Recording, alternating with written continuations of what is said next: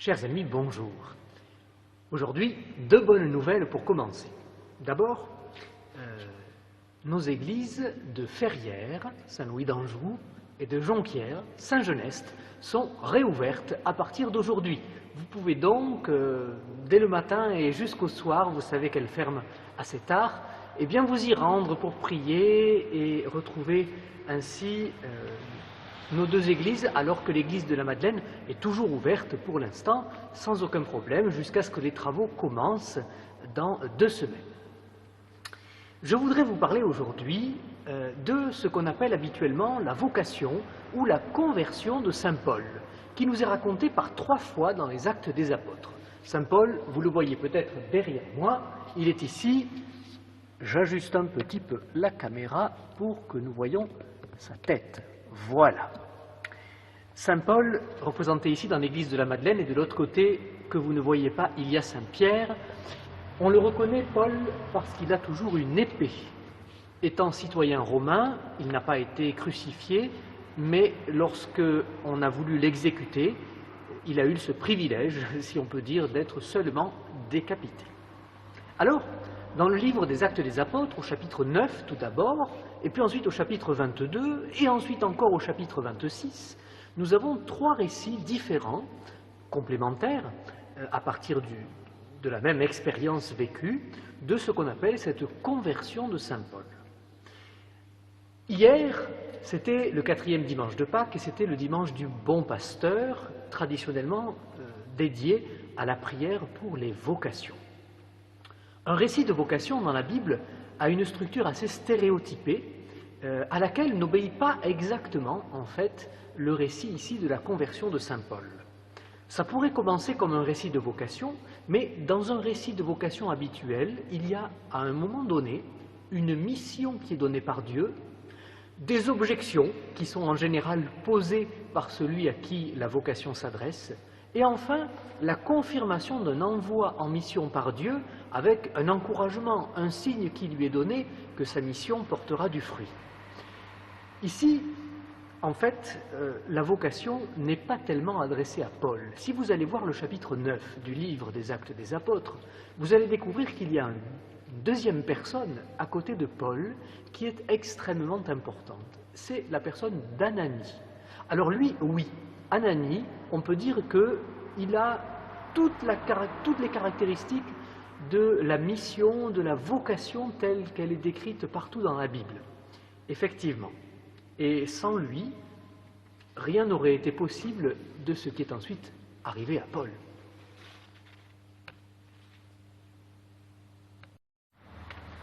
Alors bien sûr, ce qui peut faire pencher en faveur d'un récit de vocation pour Paul, c'est qu'évidemment, l'initiative est divine. C'est Dieu qui appelle, d'où le mot vocation qui vient du latin vocare, appeler.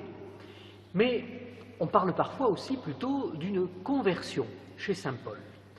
Là, il faut dire que nous n'avons pas beaucoup de recul, bibliquement parlant, car le judaïsme n'envisage pas vraiment le cas de la conversion. Le seul cas de conversion que l'on trouve dans l'Écriture, c'est dans le 2e livre des Maccabées, au chapitre 3, un certain Héliodore, avec d'ailleurs beaucoup de parallèles avec le récit de saint Paul, puisqu'il tombe de cheval et il veut s'emparer du trésor, en fait, il voulait s'emparer du trésor du temple.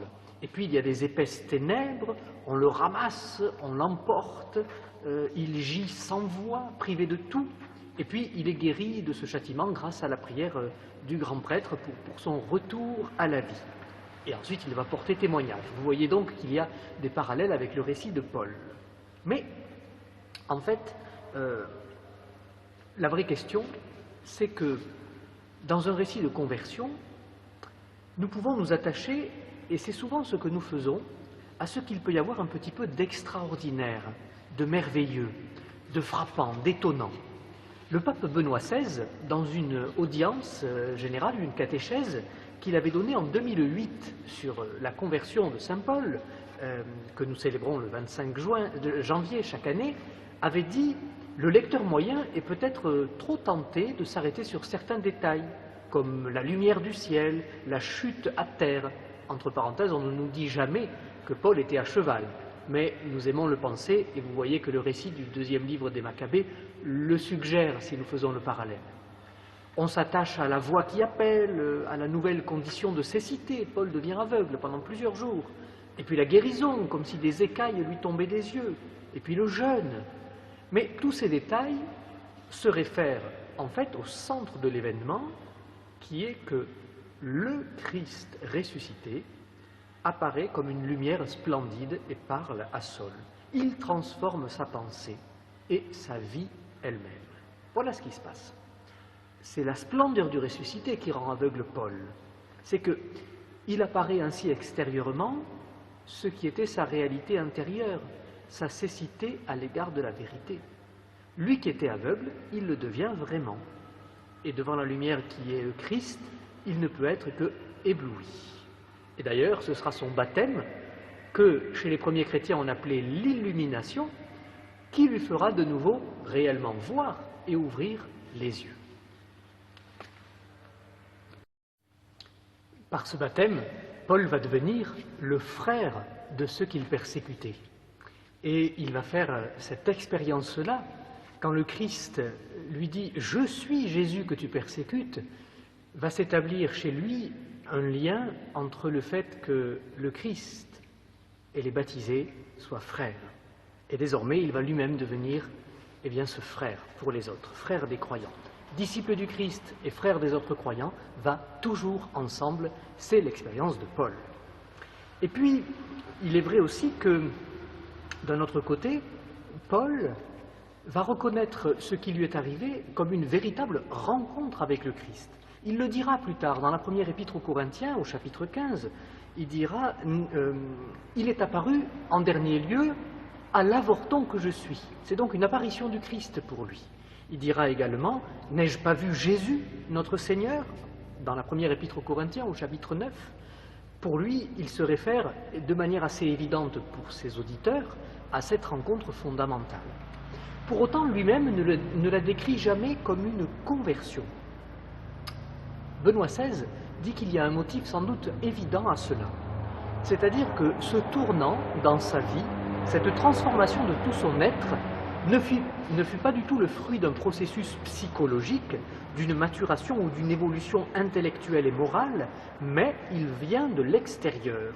Ce ne fut pas le fruit de sa pensée, mais de la rencontre avec Jésus-Christ. En ce sens, vous comprenez que ce ne fut pas simplement une conversion. J'ajoute à ce sujet que Paul était juif croyant, et croyant jusqu'à un certain fanatisme antichrétien. Ce n'était pas un incroyant en ce sens. Mais en fait, ce fut plutôt une mort et une résurrection pour lui-même. Il mourut à sa vie et naquit à une autre vie nouvelle avec le Christ ressuscité. D'aucune autre manière on ne peut expliquer ce renouveau de Paul, dit Benoît XVI. Toutes les analyses psychologiques ne peuvent pas éclairer et résoudre le problème. Seul l'événement, la rencontre forte avec le Christ est la clé pour comprendre ce qui était arrivé. Mort et résurrection, renouveau de la part de celui qui s'était montré et avait parlé avec lui. En ce sens plus profond, nous pouvons alors parler quand même de conversion. Cette rencontre est un réel renouveau qui a changé tous ses paramètres. Maintenant, il peut dire que ce qui auparavant était pour lui l'essentiel, le fondamental, est devenu pour lui des balayures. Ce n'est plus un gain, mais une perte, parce que désormais, seul compte le Christ dans sa vie. Benoît XVI explique aussi que cette rencontre avec le Christ ne l'a pas enfermé, ne l'a pas laissé aveugle. En fait, le Christ a ressuscité en lui la lumière de la vérité, la lumière de Dieu lui-même, et ça a élargi son cœur. Et finalement, la raison de Paul, comme son cœur, se sont ouverts aussi aux autres, ces autres qu'il persécutait, mais aussi les païens qu'il méprisait profondément. Et il est devenu capable d'un dialogue large avec tous. C'est comme ça qu'il a pu devenir vraiment l'apôtre des gentils, c'est-à-dire l'apôtre des païens, dans le langage antique.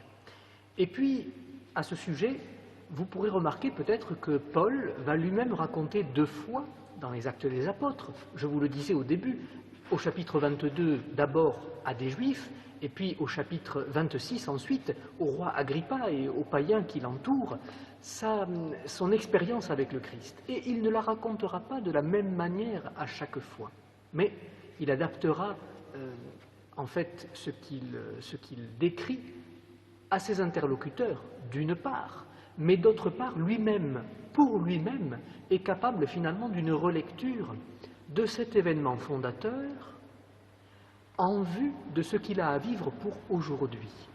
C'est-à-dire finalement que cette relecture de ce même événement qui n'a pas bougé lui donne d'habiter le présent de sa vocation d'une manière nouvelle et à chaque fois renouvelée. Et c'est peut-être vrai pour toute vocation chrétienne. Finalement, au fur et à mesure de notre vie, notre rencontre première avec le Christ, celle qui a été décisive, nous est à chaque fois rendue et elle prend un relief nouveau.